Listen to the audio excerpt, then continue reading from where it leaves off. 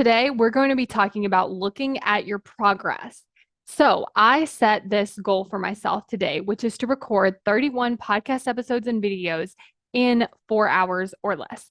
And when I first set this goal, I've never done this before. Usually, what I've done is 4 episodes in 30 minutes. I used to do like either 8 or 10 episodes in an hour, and then maybe I would do that 3 days in a row or something. But I've never done like I'm going to block out a huge big chunk of time and I'm going to record a ton of them all at once.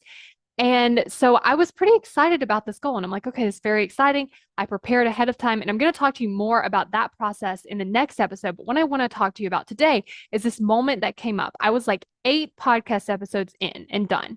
And I was like, wow, I have like a ton more to go.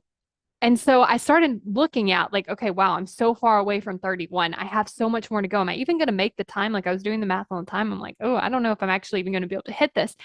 And then I noticed how bad that felt. And so I was like, okay, hang on.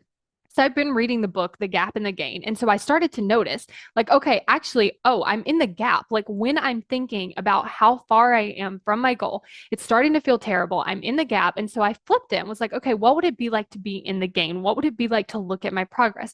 I was like, okay, I recorded 8 podcast episodes. That's amazing. They were fun. I had 8 ideas. I recorded 8 podcast episodes. I'm making progress toward my goal. I blocked off the day. Like I really started to notice, like, where have I already made progress? And I could feel it almost instantly, the difference in my body, because it felt very much more inspired, excited, motivated. And so from that place, I kept going. But I made this note to say, okay, as I'm doing this, let me continue to look at my progress. Oh, I've done 10. Yes. And like I would celebrate a little bit. Oh, I did 12. Yes, let's go. And like literally right now, I have like three more to record and then I will be done. And so I noticed that it actually helped build this momentum and allow me to actually keep going and feel inspired and excited instead of like I was like having to drag myself through.